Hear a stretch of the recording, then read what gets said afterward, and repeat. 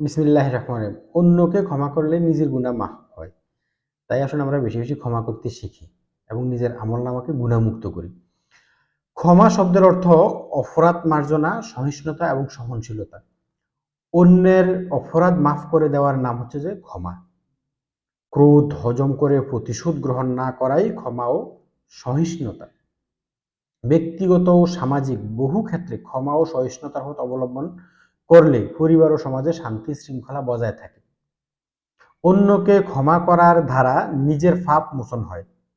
মহান আল্লাহ ইরশাদ করেন, আর যদি তোমরা তাদের মার্জনা করো, দোষ ত্রুটি উপেক্ষা করো এবং ক্ষমা করো, তাহলে নিশ্চয়ই আল্লাহ ক্ষমাশীল ও দয়াবান। এটি আছে সূরা তাগাবুনের আয়াত 14 নম্বরে। আল্লাহ তাআলা আরো বলেন, তোমাদের মধ্যে যারা ঐশ্বর্য ও প্রাচুর্যের অধিকারী তারা যেন এমন শপথ না করে যে তারা আত্মীয় স্বজনকে, অভাবগ্রস্তদেরকে এবং আল্লাহর পথে যারা গৃহত্যাগ করেছে তাদের কিছুই দেবে না। তারা যেন তাদের মার্জনা করে ও দোষ ত্রুটি এড়িয়ে যায়। তোমরা কি চাও না যে আল্লাহ তোমাদের ক্ষমা করেন? বস্তুত আল্লাহ ক্ষমাশীল এবং দয়াবান। সূরা নূর আয়াত 22। ইসলামের প্রথম খলিফা আবু বকর রাদিয়াল্লাহু তাআলা আনহু অত্যন্ত ক্ষমাশীল ছিলেন।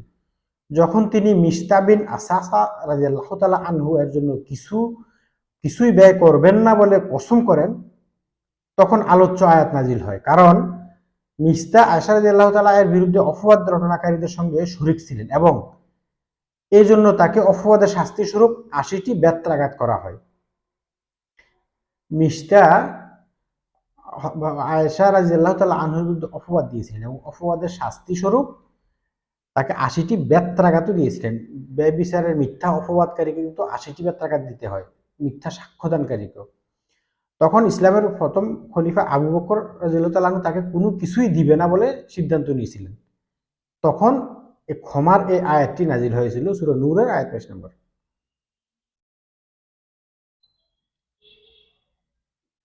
তিনি তওবা করেন এবং আবু বকর রাদিয়াল্লাহু তাআলার কাছে ক্ষমা চান। কিন্তু আবু বকর রাদিয়াল্লাহু তাআলা তাকে ক্ষমা না করে তাকে কিছুই দেবে না বলে কসম করে বলেন, আল্লাহর কসম, আয়েশার বিরুদ্ধে মিশতা যে অপবাদ দিয়েছে তাতে আমি মিশতার জন্য কিছুই ব্যয় করব না। তখন আল্লাহ তাআলা আবু বকর রাদিয়াল্লাহু তাআলা আনহুকে ক্ষমা ও সহিষ্ণুতার প্রতি উৎসাহিত করে উল্লেখিত আয়াত নাজিল করেন। ফলে আবু বকর রাদিয়াল্লাহু তাআলা আনহু বলেন, হ্যাঁ অবশ্যই আমি চাই যে আল্লাহ আমাকে ক্ষমা করুন। অতঃপর তিনি কসম ভঙ্গ করেন এবং মিশতার কাছে গিয়ে তাকে আগের মতো খরচ দেওয়া শুরু করেন। উল্লেখ্য যে মিশতা রাদিয়াল্লাহু তাআলা ছিলেন মুহাজির ও মিসকিন সাহাবীদের অন্যতম। তার সংসারের ব্যয় নির্বাহ করতেন। এটি ইবনে কাসিরের উল্লেখ আছে। ক্ষমাকারী ব্যক্তি মহান আল্লাহর অফুরন্ত ক্ষমা লাভে ধন্য হয়। যে অন্যকে ক্ষমা করে সে মহান আল্লাহ ও মানুষের ভালোবাসা পায়। পবিত্র কোরআনে এসেছে, যদি তোমরা কোনো সৎকর্ম প্রকাশ করো বা গোপন করো কিংবা কোনো অপরাধ মার্জনা করো, তাহলে আল্লাহ নিশ্চয় মার্জনাকারী ও সর্বশক্তিমান। সূরা নিসার আয়াত ১৪৯ নম্বর। মানুষের ভুল ক্ষমা করার ধারা পরকালে পার পাওয়া যাবে।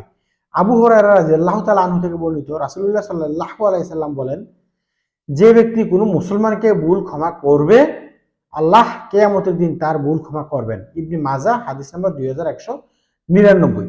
অর্থাৎ আমরা তিনটি কোরআনের আয়াত আমরা এখানে পাইলাম এবং ২টি হাদিস আমরা পেয়েছি। এর দ্বারা এই বিষয়টা প্রমাণিত যে মানুষের প্রতি ক্ষমা এবং সহিষ্ণুতা দেখানো উচিত।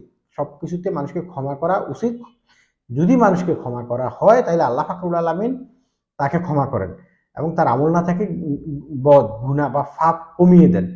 তাই আসুন আমরা মনকে উদ্ধার করি এবং ক্ষমা করতে শিখি। আল্লাহর সন্তুষ্টি লাভের আশায় আমরা ক্ষমা করি। আল্লাহর কাছে নিজের পাপ মোচনের আশায় আমরা মানুষকে ক্ষমা করি। তাতে আমাদের পরিবার এবং সমাজে শান্তি শৃঙ্খলা বজায় থাকবে এবং শান্তি ফিরে আসবে। আসসালামু আলাইকুম ওয়া রাহমাতুল্লাহ।